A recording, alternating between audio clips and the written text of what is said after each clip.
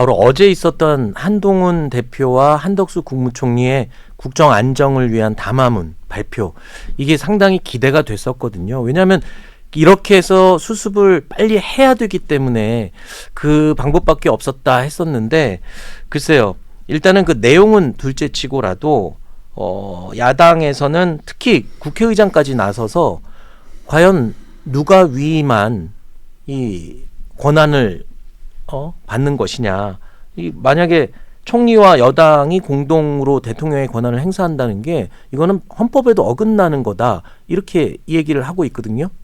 법적 근거는 없죠. 네. 일단 우리나라 이 헌법, 이 법 체계상 대통령이 직무에 정상적으로 임하거나 아니면 권리 또는 사고로 인해서 총리가 권한 대행을 하는 거 딱 두 가지밖에 없습니다. 네. 근데 지금은 전자의 예로 볼 수밖에 없어요. 대통령이 지금 계속 직무를 할 수 있는 상태인 거예요. 그러면 당에 일임을 한다. 총리가 책임 총리처럼 모든 국사에 대해서 대통령을 대리해서 뭐 일을 한다. 네. 이 얘기는 전적으로 대통령의 선의에 의해서 결정된다는 뜻이에요. 대통령이 내가 직무 안 한다, 내가 이 선으로 물러나는 걸 내가 인정을 하고 네. 어느 것에도 관여하지 않겠다라는 것. 네. 근데 그것은 법적으로 전혀 뭐 통제할 방법이 없기 때문에 네. 야권 또는 국민들께서 지적하시는 그 부분이 당연히 맞죠. 그런데 지금은 여러 가지로 이 방법 외에는 국민적 혼란을 막을 방법이 없다고 저희가 판단했기 때문에 네. 헌법상 규정되어 있는 탄핵 과정에 대해서 그것만은 피하자, 이거 아니겠습니까? 그런 차원에서 저희가 국민들께 설득하는 과정 중에 아직 있는 것이죠. 지금 얘기를 들어보니까 탄핵 소추안 표결을 불성립으로 만든 것도 어쩔 수 없는 선택이었다, 급한 불이었다. 그리고 어제 또 한덕수 국무총리와 한 대표가 발표한 위임받은 권한, 이것조차도 지금 어쩔 수 없는 선택이었다라고 말씀을 해주시는 걸 보니까 얼마만큼 국민의힘 여당이 지금 수세에 몰려 있는지, 어려운 상황인지 좀 알 것 같은데, 한 가지 조금 아쉬운 점이요. 어제 그 담화문을 발표할 때 기대했던 것보다는 어떻게, 그러니까 국정을 어떻게 안정시키는지에 대한 구체적인 내용이 너무 없었던 게 아니냐는 지적이 있거든요. 예. 사실 물론 주 1회 원래 주례 회동을 해서 또는 자주 만나겠다라는 거는 좋습니다. 의미 있는 첫 발걸음이라고 할 수 있지만, 이 구체적으로 어떻게가 이제 앞으로 빨리 나올 수 있을지, 그래야만 아까 말씀하신 궁여지책이라는 소리를 안 들을 수 있지 않을까 싶은데요. 그렇죠. 그 어떻게 이제 여러 가지가 있겠죠. 행정권을 그 합의에 의해서 그 안에서 생각하더라도 결국 총리가 행사하는 것이죠. 네. 당대표는 국정에 관여할 만한 근거가 없죠. 그래서 당과 잘 상의를 한다. 주체는 총리가 되는 겁니다. 그런데 아직 구체적으로 뭐 주일에 만난다는 것 외에는 어떠한 방식으로 그럼 상의를 잘해서 네. 국정을 비상하게 이어가겠느냐. 거기에 대한 국민의 물음에는 충분히 답을 못 드린 걸로 저희도 인정을 하고, 또 가장 중요하게 국민들께서 보시는 것은, 그러면 이선 후퇴한 윤석열 대통령에 대해서 그럼 조기 퇴진이라고 얘기를 했는데 네. 그 조기가 과연 얼마만큼 빠른 시간 안을 의미하는 것이냐, 또는 어떠한 방식인 것이냐, 거기에 대해서 언급이 없었다고 봐야죠. 그렇죠. 예, 그런 어떤 구체적인 그 구체성이 결여되어 있었기 때문에 아마도 어제 그 한 총리와 한 대표의 담화에 대해서 그렇게 호의적인 반응이 없는 걸로 저는 생각합니다.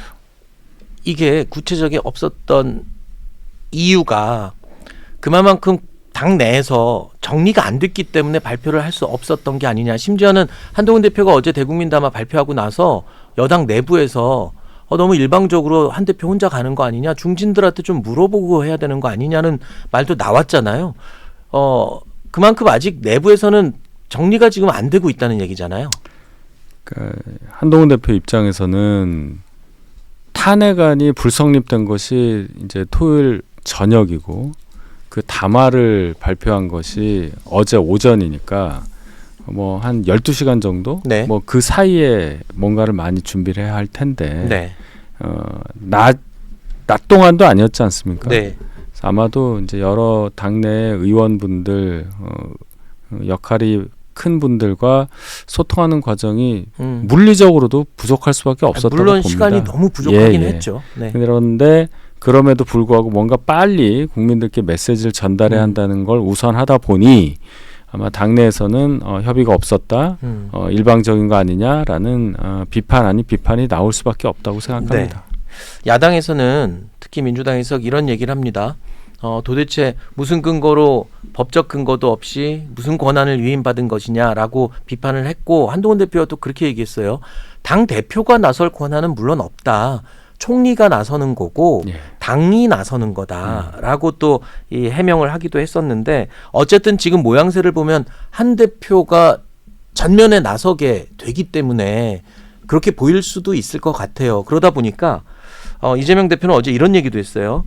지금 이건 2차 내란 행위다. 좀 표현이 좀 극단적으로 가긴 했지만 2차 내란 행위나 다름없다. 이렇게까지 지금 얘기를 하고 있거든요. 뭐 야당에서야 내란이라는 아주 자극적인 단어를 쓴 그런 공격을 하기 위해서 그런 조어를 만든 걸로 보이는데 어떻게 이게 내란 행위가 되겠습니까?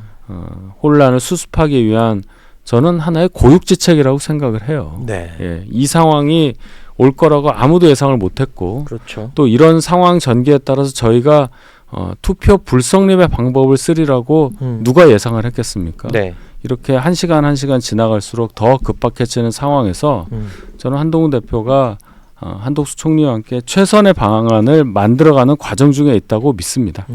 하나 또 궁금한 게 국내 정세야 이 총리가 주도권을 쥐고 할 수 있다 치지만 이 국가의 원수가 이 발휘해야 될 권한들이 굉장히 다양하잖아요. 특히 네. 외교 관계. 예. 어제 한덕수 총리도 그 부분을 먼저 담화문에 담았더라고요. 외교부를 주도적으로 좀 앞세우겠다. 근데 외교 문제는 또 외국의 입장에서 보면 격이 맞아야 된다라는 그 필수 요인이 있잖아요. 그래서 다른 국가의 원수가 우리나라의 외교부 장관과 만나거나 소통을 하기는 거는 또 현실적으로 좀 문제가 있을 것 같기도 해요. 예. 일단 당분간은 정상 외교 이것은 거의 불가능하다고 그렇죠. 봐야 되겠습니다. 네. 말씀하신 대로 외교에는 격이 가장 중요하기 때문에 어느 나라 정상이 총리 또는 외교부 장관 타국에 그렇게 얘기를 하겠느냐. 그럼 외교 협상 자체 이 격이 떨어지겠죠. 그렇죠. 총리끼리 한다든지 장관끼리 한다든지 이렇게 격화되기 때문에 더군다나 트럼프 2기 행정부 취임이 이제 한 2달 안으로 다가왔는데 거의 뭐 한 달밖에 안 남았죠. 네. 이 상황에서 과연 이 미국 가장 강력한 나라, 가장 센 동맹국인 미국과의 관계를 처음부터 어떻게 풀어가야 되느냐. 그렇죠. 이 부분에 대한 우려가 가장 클 것입니다.